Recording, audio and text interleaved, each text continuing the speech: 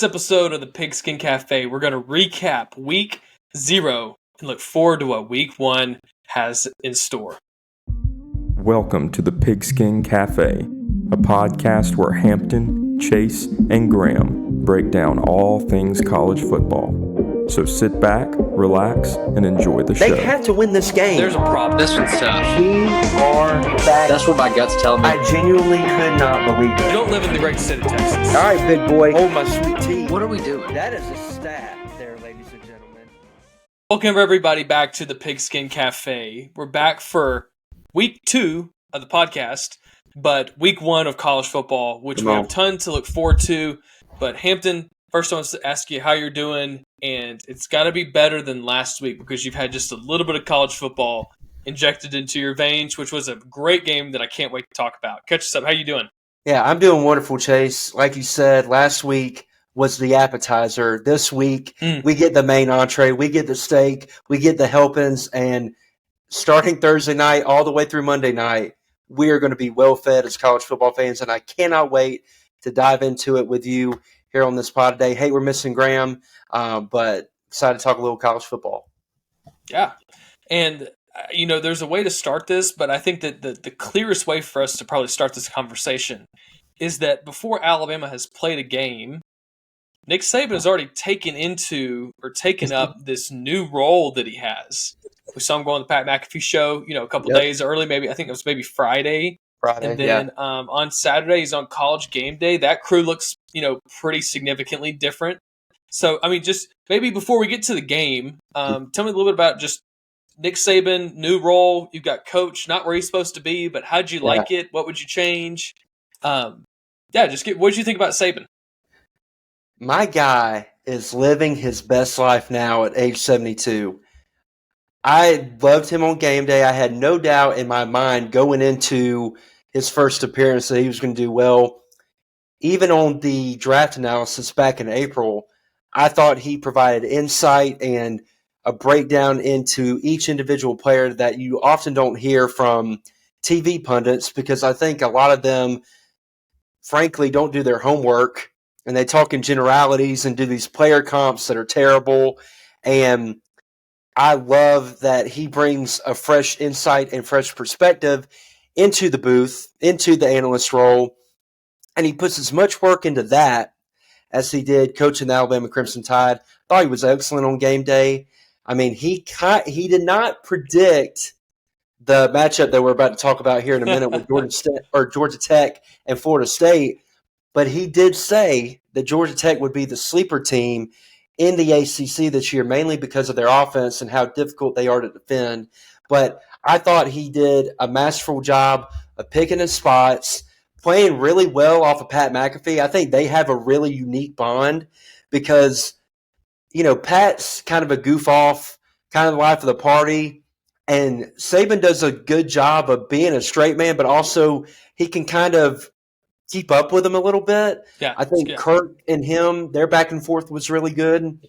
I'm really interested to see how when they incorporate Lee Corso back in the show this week, how that's going to look. I wonder if Lee's going to have an even more reduced role. I know it's kind of been happening as we keep going along here, and I think that's for the best. I think Lee at this point, we love him. He's a legend, but he's best as a pinch hitter, kind of closing out the broadcast with the picks and leaving Saban, McAfee, Kirk, and Dez to kind of anchor the show. So ultimately, I love College Game Day this week. I watched the most that I've watched the program in a few years, and he was a big reason why. And before I kind of ask your thoughts on it, I just want to say to everybody who hasn't yet, if you want to laugh, go check out the Verbo commercial that Nick Saban did. Masterful job. His best acting performance since The Blind Side in 2009. His debut, some may say. His debut. When he was talking about the curtains with Leanne Toohey. That's right. Hey, he's just one of those. He's kind of like Dwight Schrute from The Office, I guess, Rainn Wilson, where he just, he's a character and he's so iconic on one film or movie that he's locked in that character. I guess that's what category falls into. I thought it was great, man. I fall into the category of people who I probably watch more game day start to finish almost, then I don't even know if I did that last year. And I'll be honest, I didn't know, this is a little bit of ignorance on my part, I didn't know that Lee Corso was coming back. And I think that they've kind of not really defined what they're going to do They haven't. with him, just because it's kind of like, I mean, you're dealing with a guy who's aged significantly, and he's still a big part of the show. There's a lot of culture wrapped up in him being a part of the show. Yeah. And I couldn't remember. I was trying to explain to my wife. I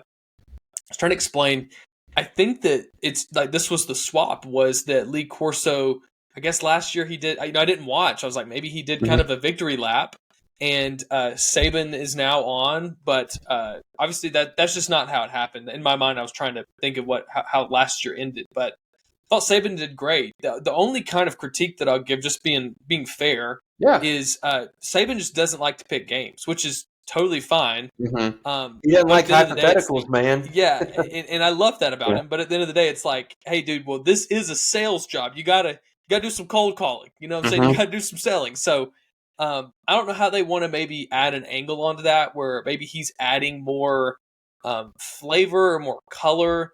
Or if Saban just needs to kind of come around to, hey, you do have to kind of clearly pick someone. But I appreciate that he was hesitant, but after a few picks in, it was kind of like, I hate hypotheticals. So that was my only kind of thing. Just, if you watch the film back, that would be the only thing I'd say. Hey, how can we clean this up? Is this morphing more you not picking as many games, and letting you do some more analysis, or do you feel like you could just kind of honestly step into this? Because you have to you've got some personalities around you, so you don't have to be something you're not. Exactly. But at some point, he's got to just kind of take on what I think the job is calling him to do. But very small. That was the only thing I kind of call it. Totally agree with that. The only other thing that I would add, give him like a 5-minute segment where he's up on Telestrator and he is diagnosing plays, talking coverages, talking scheme. Very similar to when Alabama used to do kind of the play of the game, and he would break that down. They were only about a minute or two long, but they were the most insightful 2 minutes that you would see all week when it comes to football talk. I think he would kill in that role, and I think that's something they need to incorporate in the show going forward. Yeah, dude, they're on to something. Like I said, it's going to be interesting to see how the pieces fall into place. And honestly, we didn't even prepare to talk about this. I just thought, hey, we should probably talk about before the game even started. But, man, there was a great game. I mean, what a week. I've got some thoughts around week 0 that we can talk about. Yeah. But, man, the Florida State-Georgia Tech game was amazing. And it was exactly what we were all looking forward to. So, Hampton, I want to ask you this. I mean, just kind of simply give me your thoughts. But maybe what became the most clear because of this game? And I'm going to just preface and say that week 1, we don't have the luxury of having week 0. Like we've talked about these teams, a lot of things we just didn't know. Now we know became clear. And this, as we talk about week 1, we're going to be kind of shooting into the dark a little bit. But this one, we're able to say, hey, what was the biggest thing you learned? What was the thing that became the most clear in week 0 between these two teams? Yeah.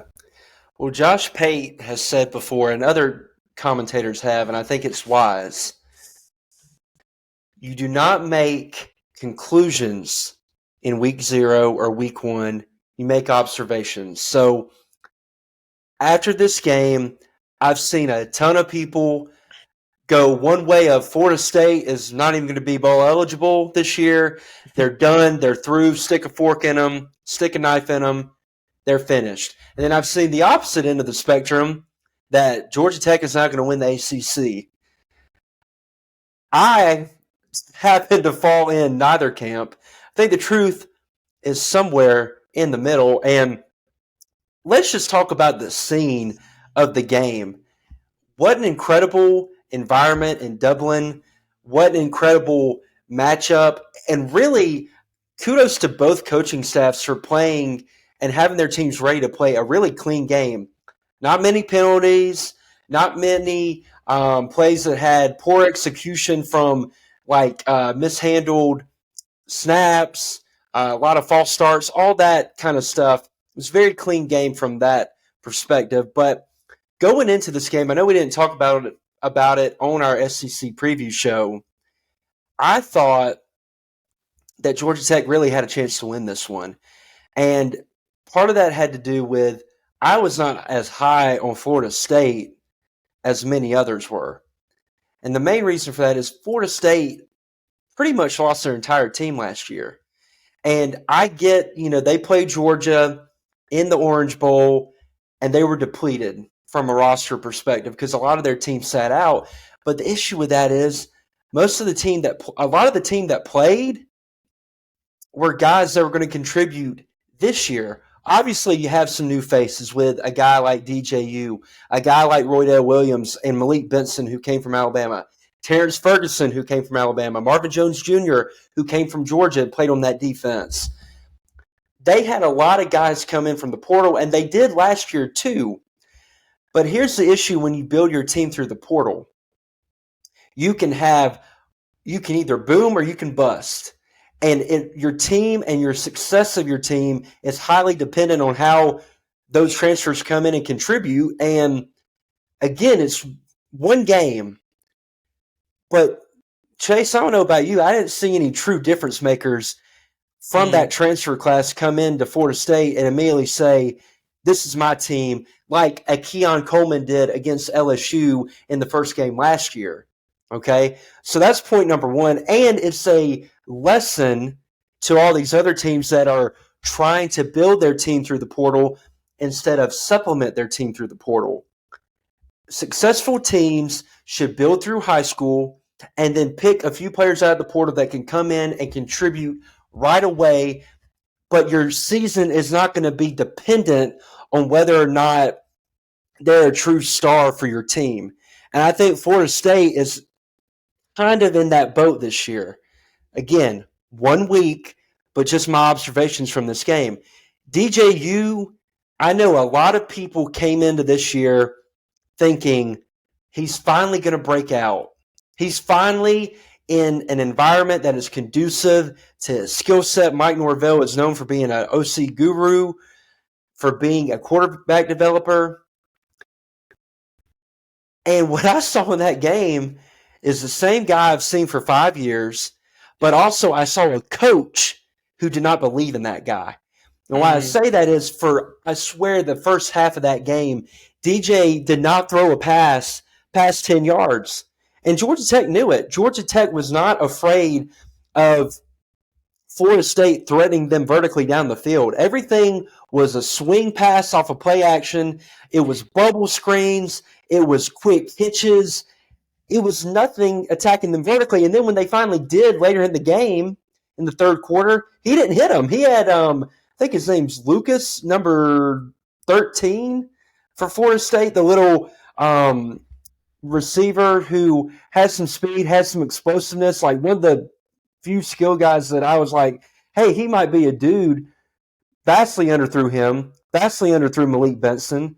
And quarterback is the most important position on the field. And when your guy is a fifth-year senior, throws for only 193 yards, no touchdowns, no interceptions, that's simply not going to get the job done. And it's just a shame that they had an opportunity to get a guy like Cam Ward, who is now at Miami, and a couple other transfer quarterbacks. Even I think KJ Jefferson, who went to UCF, would have been a better option than DJ for them. And I think he's going to severely limit the ceiling of this team. But on top of that, I didn't see any other true difference makers at the skill positions, like I mentioned, other than that Lucas kid. And I believe that's his name. You may want to fact check me on that. Defensively, you come into the game saying this is the best defensive line in the country. I don't know where in the heck that came from, because they got absolutely dominated by Georgia Tech. And that, I think, a lot of people are talking about the disappointment of Florida State. Georgia Tech needs to be getting more praise, and they're just due than they're getting. They went into that game, and they dominated on the line of scrimmage.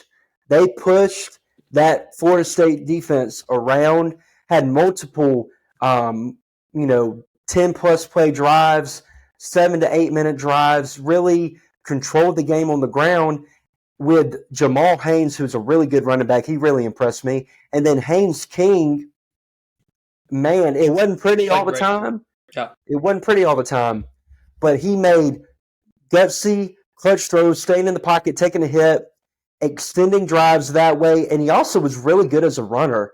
I think people kind of underrate that part of his game, but I was impressed with him, with his moxie, and Brent Key has done an outstanding job at Georgia Tech. I think he's 5-0 against ranked ACC opponents, and while I do not think they're going to contend for an ACC title, they're a team that no one is going to want to see this year, with Haynes King being a really good quarterback, with their offense being a very physical rushing attack, but also with the motions and the eye candy that they have at their disposal. That makes it difficult for defenses to prepare for them as well. And their defense, which was really bad last year, looked much improved in this game. Now, I still think they can be exposed through the air, but as far as being a sound, fundamental unit from a tackling perspective and from not busting coverages, I was really impressed with the jump they made from last year to this year. So overall, I think Florida State proved that I don't believe they're going to win the ACC title this year. I don't think they have the talent on the roster unless DJ becomes a guy that he hadn't been for the past 5 years. And for Georgia Tech, I think the ceiling for them is probably 9-3, 8-4. Don't think they're going to contend for a title, but they're going to be a team that nobody in the ACC is going to want to face because of how difficult their offense is to prepare for and defend against, and the physical, tenacious type of energy that they play with, which comes from their head ball coach. Yeah, dude, I think that's great. I mean, I don't know much what I would add. I mean, you covered. I was pulling up tabs. Haynes King. I was pulling up. Brent Key. Is that right? Yeah. Mm-hmm. Yeah. I mean, what a phenomenal job he's done. You remember? I mean, Georgia Tech was almost the laughing stock of the ACC when it came to just more of their head coach and the way that he was kind of conducting himself, and it's just been cool to see. What I think I want to just emphasize is it seems like they've found their culture. Like, yes. Georgia Tech has a culture right now where it's like, hey, if you want to come, for instance, hey, if you want to come work, we're going to be great for you. But if you don't want to come work, don't come to Georgia Tech. And that's the way that it really does feel. And I just want to maybe contrast that or compare that to Florida State right now. And I want to do something maybe that might be a stretch, but just a little bit of flavor, maybe something to consider is what I noticed 2 years ago was a lot of Alabama players, if TCU gets into the playoff, Alabama gets left out, play Kansas State in the Sugar Bowl. And you could say that, hey, Alabama was in kind of a identity crisis. Just what happens next? Do we stay competitive? Is this the beginning of the end? And you saw a lot of guys dip out and say, hey, I don't know which direction this is headed, but this TCU team obviously can make a run. I'm going to go hop on their team. And we all want to know what happened the very first game of last year. That TCU team that had several Alabama guys on it loses the first game of the season. Almost as if a team like Colorado that kind of had some culture came into this team that had a lot of guys that didn't really know each other, that think they're just kind of supposed to be good. And not that it's just going to be handed to them, but you got one team that's ready to go out and take what's theirs. Another team that's trying to figure out what their identity is, what the culture is. They feel like they just got on campus. And I feel like I almost saw a rinse and repeat a tad of that playing out again. You've got a team like FSU gets left out of the playoff. Hey, I'm an Alabama, guy thinking about hitting the portal. Maybe I should go to FSU. They've shown they can make it. And what do you see? You see a team that looks like, and it's like you said, DJ, it's like, man, it was clear the coaches didn't really trust him as much as they needed to in order to be successful. And Georgia Tech came ready to play. Hey, we've got culture. Hey, if we lose this game, but we play hard, we're okay with that. But we're gonna make the other team beat us. And I just felt like it had really similar flavor to that game last year of Colorado versus TCU. And Hampton, I want to just, as we transition out of this, I just wanted to kind of compare those two almost scenarios that feels like you said, as you go out and try to replace everyone, and I think the argument could be made, this started last season when a lot of these guys could have got really meaningful reps against a quality team. I would say that it started there. I mean, if you're asking kind of just to be honest, there's something I think inside of they might not vocalize it, but there's almost something internal when you kind of have guys back away from a fight. And that's what I just think that started last year. This year, they're trying to figure out their identity because it's like, hey, we're the team that backs away from a fight. So they just got some improvements they got to make. I don't know how big, if this is, I think Georgia Tech is good. That's the storyline, not as much as FSU stinks. Yeah. I think they're still going to be good, but I want to ask you this, Hampton, just kind of feel free to add your thoughts as we rotate out of here. But I pulled up TCU's record from last year, and they ended 5-7. Yeah. 5-7. Do you think that FSU, are they over or under that at the end of this year? I think they're over. I definitely think they're over because their schedule is pretty manageable. But I think your point is true. And it points back to what I was talking about earlier when you build your team through the portal. The same thing happened to Michigan State from 2021 to 2022. That 2021 team was very portal heavy. Then 2022, you lose a lot of those guys. You bring more guys in, and you're expecting these guys to immediately come in and produce, and they don't produce up to what you're expecting, and then you fall short of expectations. Happened with TCU, and I think it's going to happen again with Florida State. And I don't believe Florida State has a culture problem. I think Mike Norvell is a really, really good head coach. I do. Some would say that you wanted him to be the Alabama head coach, and that you had said that. I just need to throw that in, just to hold everyone accountable. Hold everyone accountable. Yeah, that did not happen. Austin Porter, who listens to this show, knows that we were in the heat of battle during that coaching search, and never once did I say I wanted Mike Norvell, because we even talked about, and again, I don't necessarily think this, but with all those guys opting out of that game last year, we were like, well, Mike Norvell has a culture problem, and we don't want that. So I do not want Mike Norvell, but I do think he's a very good coach, and I think that they're going to improve as the year goes on. But it is quite hilarious to me that Florida State fans who complained and whined all offseason because they thought that they deserved to get in the playoff, and hey, you went 13-0. I agree. If Jordan Travis were healthy, you would have been in the playoff. 100% you would have been in the playoff. Sorry, and let me just insert. I kept hearing this language on, and I know what you're saying. You're saying, hey, at the time, you're 13-0, you got left. I kept hearing people say, this team was 13-0 last year, and I'm like, no. They were 13-1 last year. Yes. They were 13-1 last year, and it's just it just kind of added to this like, dude, are we talking reality here, or just like in theory they should? It was blowing my mind how they were letting that slip out, that they were 13-0 last year. Keep going. No, 100%. And on top of that game, that Orange Bowl, you had an opportunity as a team, as a brotherhood, to go out and prove that that committee made a mistake. And what do? You suffered the worst loss in a bowl game ever.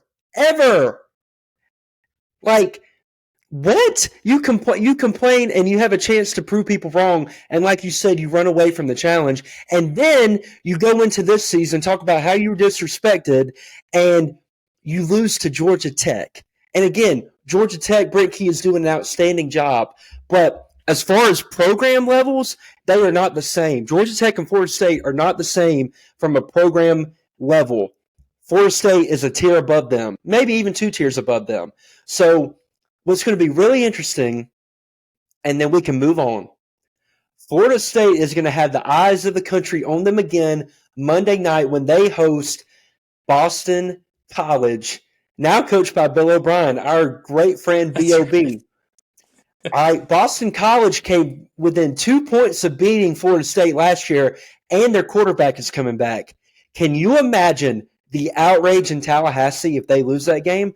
I'm not saying they will, but it is something to monitor, and it's going to be very interesting if they do. And I also want to say, I think I said his name right earlier, but Ja'Kai Douglas, number 0, not number 13, number 0, is the guy that stood out to me. Him and Toafili from Florida State, those 2 guys need to be featured more prominently in their offense going forward if they want to have any type of explosiveness.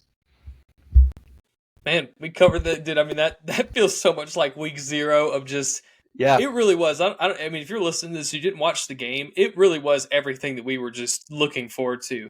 it was Just to be better than clear. I even thought it would be. Oh my gosh, yeah. And Georgia Tech wins on a field goal at the end. Mm-hmm. And I mean, I tell this about Graham. Graham told me he said that he was like, okay, they're icing the kicker. So he went out of the room for a second, and when he came back, the game was over. Just Yeah, couldn't hate even to watch see it. that. Yeah, so he's here in spirit. Dude, well, let's keep moving. Let's talk about some upcoming matchups. Yep, let's do it. Some of these might be worth a little bit more of a conversation than others. So we'll tell me as much as you want to tell me. Yeah. But yeah, some of these are pretty good, and some of these are just kind of worth noting. So hey, first off, let's go Clemson versus Georgia. Mm-hmm. Obviously, a out of conference game. If you're Georgia, what's interesting is these teams that I think as the conferences have got realigned, they do have that out of conference game. Teams like Georgia, hopefully teams like Alabama can handle it. But this is no cupcake. This is a great matchup, and things might look a little different than when this game got scheduled. But looking forward to it, Hampton. Give me your thoughts. I don't know if I have too much to say. But let me hear your thoughts on this game. Yeah, I really don't either. I don't have a whole lot to dive into. I do want to make a few points. This is not. I would not say that Clemson and Georgia is a rivalry game, but over the past decade or so, they've had some really good matchups, both in Death Valley at Clemson and also in Athens, that have come down to the wire. They played in 2021, I believe, in Charlotte, and that was a snooze fest of a game. Georgia's defense completely smothered that Clemson offense. If you guys remember, DJU was starting. Same song, different verse. But I think going into this one, I know a lot of people may be giving Clemson a shot, and obviously they have a shot. They have talent. But, man, I just don't see them being able to put up the amount of points that they're going to need to contend in this game. I think it might be close for a while, maybe for a half or so. But I think ultimately Georgia pulls away because Cade Klubnik last year didn't really impress me. And I know there was a big uproar about Garrett Riley coming from TCU, bringing his offense to Clemson, and that it was going to be revolutionary, and it really wasn't. And a lot of that had to do with their wideouts are just not at the level that they were when they had guys like Deshaun Watson and Trevor Lawrence at quarterback. There's not a T. Higgins. There's not a Justin Ross. There's not a Hunter Renfrow on this team. And they've really been missing that the past few years. I like Maffa, their running back. I know I was listening to College Football Nerds, they're a great show if you guys want to subscribe to them. And they said, and I agree with them, that Maffa may even be better than Will Shipley was for them last year. And I agree with that. I think he's a really good back. But Georgia's defense is going to be really good again. I mean, I trust Kirby at this point to put out a top 10, top 15 defense every year, and that's being generous. I mean, arguably they're pretty much top 5 every year. Their D line is going to be really good. They've got Malachi Starks back. They got Smile Munden back, and I'm sure they got a guy like KJ Bolden, who is a freshman coming in. Kirby's really talked him up at safety. So I think that matchup, I don't think Clemson's going to be able to score enough. And conversely, I think Clemson's defense is not going to be as good as they were last year, because that was the thing last year. Their defense was plenty good enough. Their offense just wasn't up to the level it needed to be. And off that defense from last year, you lost, I think, both linebackers, Trenton Simpson and Trotter, who were both really, really good players. So I think that another underrated storyline going into the year, Georgia isn't deemed an offensive team. They're definitely take the personality of their head coach, but they were an elite offense last year. From a points per drive perspective, they were among top 5 in the country. And a lot of that had to do with Carson Beck being very surgical in the pass game. Obviously, it's going to be interesting with Brock Bowers being gone, Ladd McConkey being gone. How are they going to replace them? But they got a guy like Dominic Lovett. Tight end, they got Oscar Delp. And they added Trevor Etienne from Florida, who I think is going to boost that ground game. And their offensive line is going to be really good. So ultimately, I think Georgia wins by 14 to 17 points. And ultimately, I think if you watch the game, you're going to think this wasn't even that close. Yeah, I was just looking. Article says that ETN, no word on him yet, but might be more of a game time decision. Oh, So he might may not play. play in the game? Yeah, he might not play. Is I'm not sure. that in relation to his DUI from March? Let's do a little digging. I don't know. It just says no word, so I don't even know if it's going to really give That's me much here. interesting. Oh, Well, yeah, there we go. Yeah. It's yeah. It looks like it might be somewhere close to that. Yeah. okay. Well, But dude, I mean, UGA, man, they get the gospel, man. I mean, they all about forgiveness. So I mean, he's probably out there on Saturday. we're all about grace, man. Yeah, I mean, they've got that part down. Mm-hmm. Now they're not so much about consequences, but they're about forgiveness and grace. Yeah. I was just going to mention, you mentioned Garrett Riley going to Clemson, and I just think it's just a good time to point out that Quentin Johnston probably owes that man more than half of his salary, because man, that was robbery that they got that guy drafted in the first round, and I don't even think he's playing with the first team out of the Chargers right now. Which No, is, he's not. They've had and they've had no receivers too.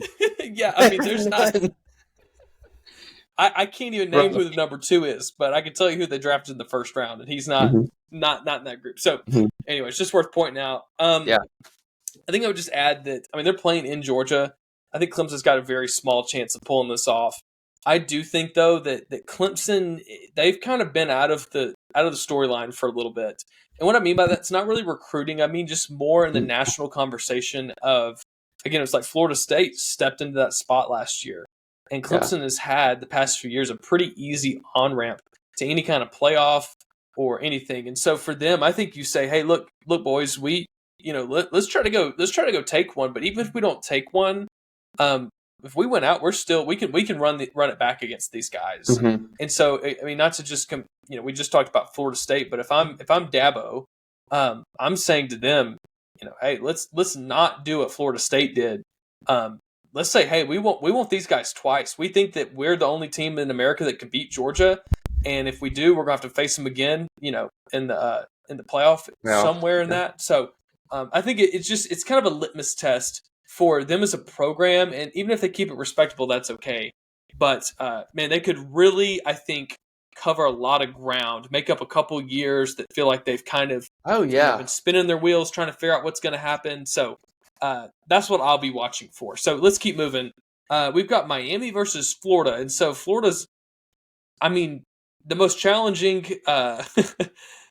schedule, man's ever conceived starts this week against Miami. And I'll be honest, I don't know a ton about Miami, but it seems like both of these teams could really use a win. So fill me in. What do I not know about this?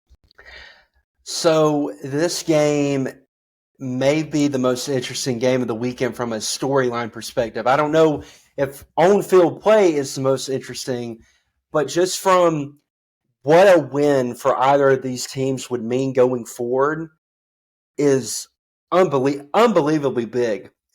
If you look on Florida's side, they have to have this game. Like, capital H, have to have this game. Because, like we talked about on the show last week, their back half of the schedule is unbelievably difficult. Like, it's like if you wanted to punish somebody in your college football 25 dynasty and you're like, what is the hardest schedule I can come up with? That is what you would come up with. It's that difficult. What they have going in their favor, though, is it's at home. They got a returning quarterback who, again, I'm high on Graham Mertz. I thought he played really well last year, considering the junk he had around him, mainly that offensive line. So that is in your back pocket. I like your running game with Montrell Johnson.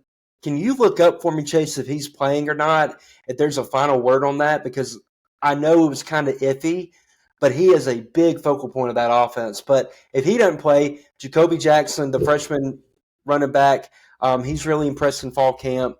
Their offensive line, I think they feel better about. I don't have them being an elite offensive line, but any improvement over last year would be huge for them. I love their receiver, Trey Wilson. Really, really good player, really explosive. I expect him to be more involved this year. They got a couple guys in from the transfer portal that should really boost that unit. And I know that Miami lost a few guys from last year off of their defense. I know they lost Cam Kitchens, who was a really good safety for them. And I know, but they got a guy like Ruben Bain back. They've really recruited well on that side of the ball.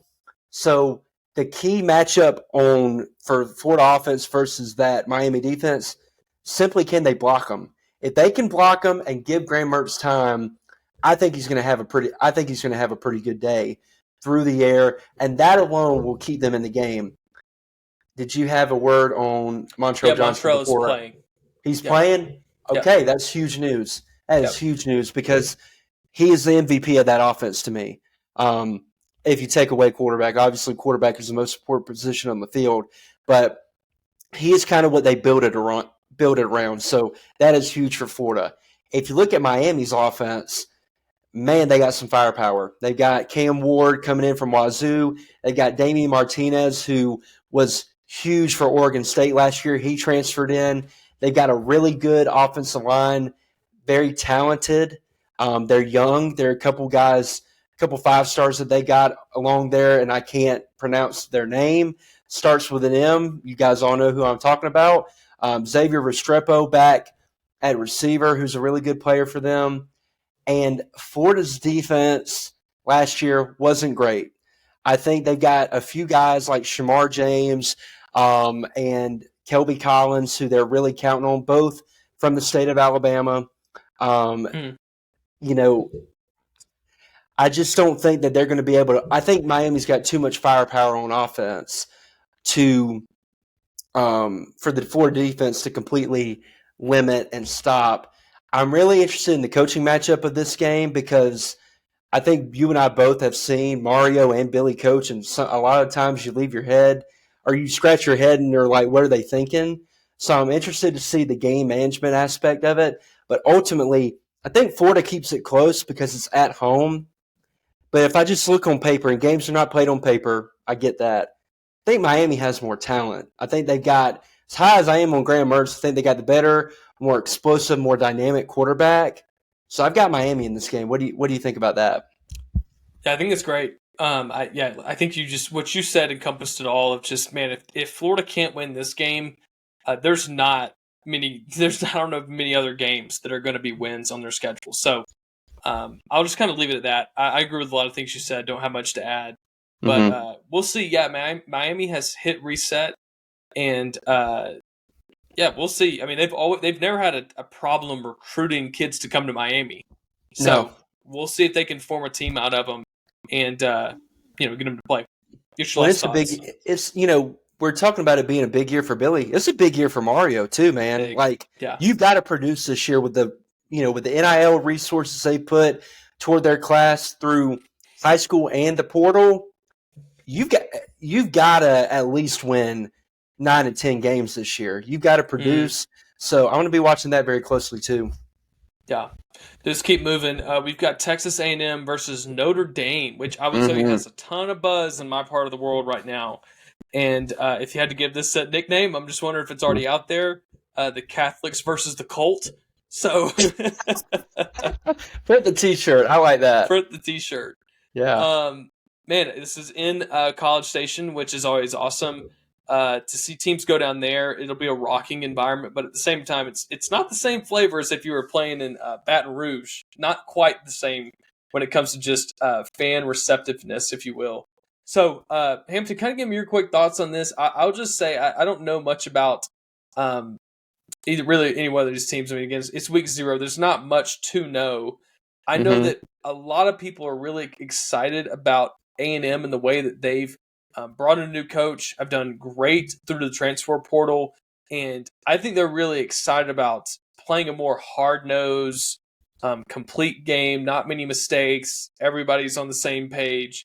So I think if I'm having to pick this game, I think I'm picking Texas A&M to win. Just because, I mean, them playing at home seems to start the game at about 10-0. So, Hampton, give me your thoughts on what do you think between this Texas A&M matchup with Notre Dame. Yeah, I think this is going to be a great primetime game. And this hurts me because I love me some Marcus Freeman, man. I could not stand Notre Dame for the longest time, mainly because of Brian Kelly. Um, I know I'm kind of telling my bias a little bit there, but I love Marcus Freeman. I think he's done a really good job at Notre Dame, even though last year there were a couple games, specifically that Ohio State game, that was coaching malpractice at the end. But I know they got Riley Leonard coming in, and they're really counting on him to be an impact player, and I think he will. I think Riley Leonard is a really good quarterback. The issue is the offensive line. They lost their left tackle. They're going to be playing 2 or 3 freshmen, a lot of inexperience along that O-line, and I would argue that the strength of Texas A&M is their D-line. Shamar Stewart, Shamar Turner, Beltran, they're going to wreak havoc up front, and I think they're probably going to be able to stop the run pretty well, which is going to put more on Riley Leonard. And I just don't see the playmakers from Notre Dame. I don't see receivers that really stand out and can break a game open and generate explosive plays, which means that they're going to have long, sustaining drives, and that means that you got to be a lot more has to go right for you to have a drive like that than when you hit explosive, you get a touchdown, and you kind of keep going that way. And I like the Texas A&M offense. I think Connor Weigman coming back is huge. I hate they lost Ruben Owens, but Muhammad, Noah Thomas at receiver, they feel pretty good about their O-line. So I think even though Notre Dame has a really good defense, Marcus Freeman, that's his side of the ball. They were good last year. They got guys coming back this year that are going to be really good. I think that A&M, specifically with their D-line versus O-line, is going to exploit that matchup, and they're going to win a close one, a low-scoring game. I don't expect fireworks, but I've got A&M pulling it out and coming out on top. And I hate to say this, but the environment after they do this at home, and it's like they've got their guy. Man, I got to give it to them, man. That fan base can rally behind one win. Yes. And dude, they've got all the resources that it takes to really go far. So, and now they got the coach. Like I was about to say, Elko's the guy. He's the CEO. He's coming in to I think just really get things organized. And so, I think he's a coach that he can sustain coming in and winning the first game and it being a big one too. And I think he can sustain it. So they hired a great guy. I'm grateful for that. Hampton, I'm going to do these last 2 out of order if that's okay, because I think that one's more intriguing than the second one. So the second one first. All right, so West Virginia versus Penn State. Saw an interesting stat where, and this is obviously not a ranked matchup, but I think they were saying that what's Franklin's first name? James, I'm sorry. Your favorite, James Franklin. Yeah, I was about to say I've cast him out of memory. Dude, so I saw this interesting stat saying just basically how a team's done versus top 10, and I think that he was like 3-20 something. Sounds about right. Yeah, which I was like, that sounds about right. So I'll just simply say it makes sense for Penn State to win this game. West Virginia will again feel like dude, I thought this was going to be the year. We finally got the quarterback. Like, I feel like this will be almost the exact same storyline that has been in years past, and it won't shock any of us. It'll be a great game. But West Virginia's got another really good quarterback. Like I said, I think they come up short, and Penn State doesn't do much with this. So, anyways, that's kind of my thoughts on the game. What do you think? Kind of in line with you. I really want to pick West Virginia. It's at home. It's an 11 o'clock kick. Rocky Mountain High, Country Road, Take Me Home. It's going to be full blast. I like Garrett Green. I think I'm getting the name right. C.J. Donaldson is a running back, tight end, hybrid, kind of utility player that West Virginia has, who really flashed in that opener versus Pittsburgh a couple years ago. And he had an expanded role last year. I think he's going to be big again this year. Neal always has a good defense, and I think he finally has an offense that he can kind of pair with it, and they have success. But ultimately, Penn State just has too much talent. Defensively, the Abdul Carter, I believe, is their linebacker's name, who's a really, really good player.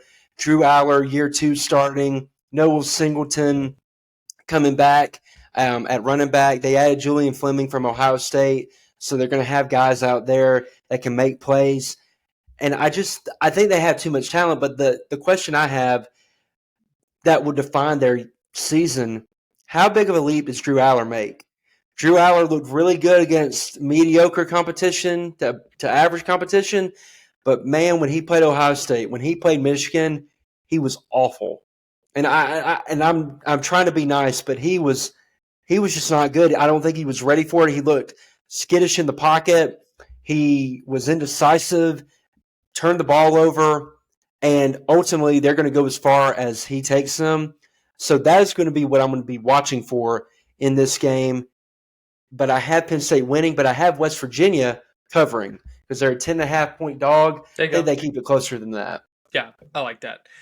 Before we move on from this game, Hampton, over or under West Virginia's offense throwing 3.5 wide receiver screens? Oh, over. You always said the over with Neal. Over on the wide receiver screens. You always said the over with Neal with screens. I mean, my gosh. He's going to work it in there. It could possibly be the first play of scrimmage. I mean, it really could be. Yeah. Just set the tone. Let them know what we're about, right? Be so special, baby. Yes. Yeah. Dude, all right, let's round this thing off. Let's end this thing up by talking about a game that one team did not want to play and was trying their hardest for not just one day, not just a few months, but apparently it's been years trying not to play this game. And it's USC versus LSU, which I think is a phenomenal matchup. It is, I'd say and not that Georgia and Clemson isn't. I just don't remember the last time we got to see these teams face off of USC and LSU. In my lifetime, I don't ever recall it. That's what I'm saying. It's kind of one of those, like, you just can't believe they haven't crossed paths yet in some kind of bowl game or something like that. So, man, I mean, I've got a lot of thoughts here. I think that I like USC this year. I like the direction they're headed. But I got to give it to Brian Kelly. I mean, I don't know. This sounds so. I don't know why I put this on the internet. He feels so sleazy, and so is LSU's. It fits so well that. I mean, he's putting together a great team. He's recruiting well, and I'm like, I think he just fits that. I think he just fits the kind of culture and their expectations of morality. So, Brian Kelly, I'm sorry you caught that drive by and can't even defend yourself. My God, I just he fits really well. We'll leave it at that. So, I don't know, dude. Where's this game being played at? And I'll let you talk because I got to kind of put my thoughts together. Ooh, it's a neutral site in Vegas, dude. I think I'm going USC. Really? I'm going USC. Yeah. Okay. Why? Give me the main reason why that you're going with USC. I played with USC on College Football 25 and really like what we had this year. Dude, I like the. Is it Mettenberger? Is that the guy for what's the guy's LSU quarterback's name? What's it? Say it again. You talking about the quarterback? Yeah, Miller Moss. Okay, that's not, you're talking about for LSU or for USC? For USC. Okay, sorry, I was talking about for LSU. Garrett Nussmeier. Nussmeier, that's what I'm looking for. You said Mettenberger was the quarterback from 13 to 15, I think. Yeah. Or 14 to 15. Dude, I don't have much to back this up, but I think USC.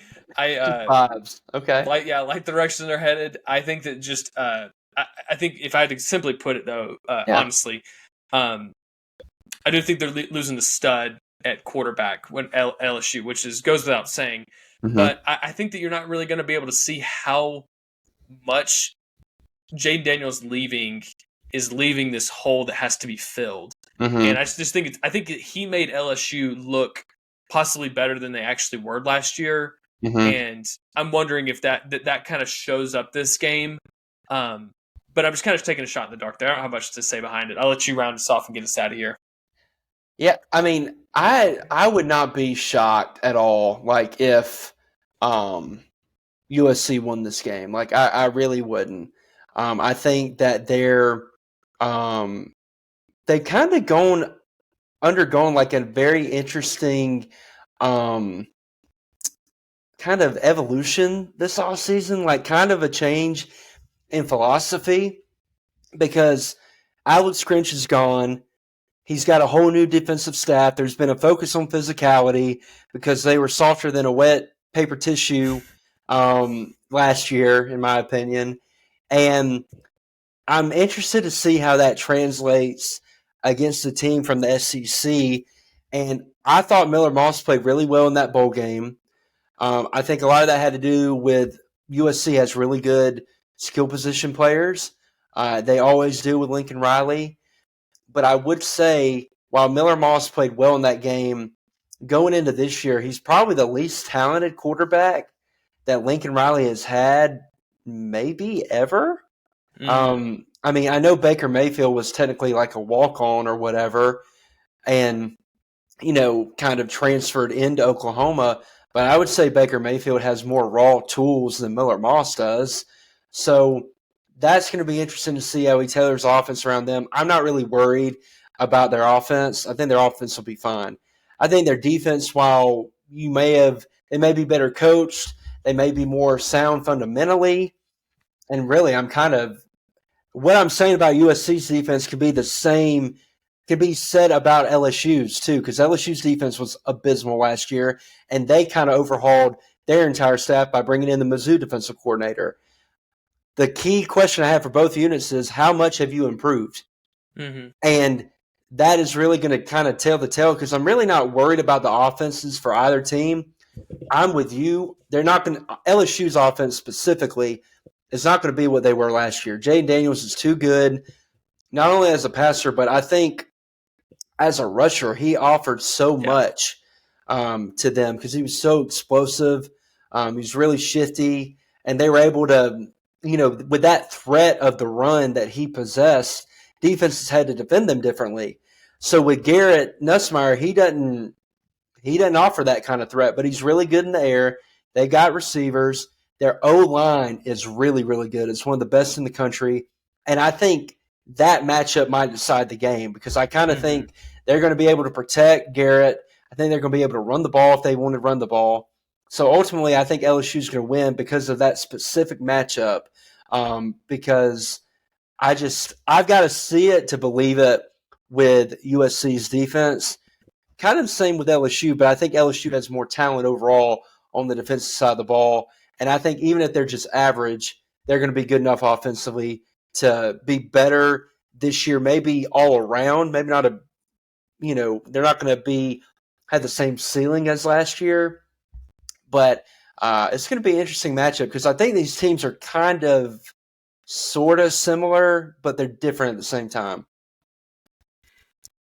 There's something there. I'm like, I wanted to say it like that, but I'm not really sure what I'm trying to say. They're similar. They're both teams that we know can be, elite teams, and they're also teams that could easily walk in there and it's like they've showed up to seasons like this and been fool's gold. And we don't think either one will be fool's gold, but there's just something there that's like, man, these teams have a similar element of just the way they're built, with just kind of a culture. I don't know. It's interesting. I need to think more through that thought of just why I feel like they're similar teams. And that's what I think I'm trying to say is that it's interesting they've never matched up because they do feel very similar. So there's a lot there. It's going to be a great game to keep up with. I could be off.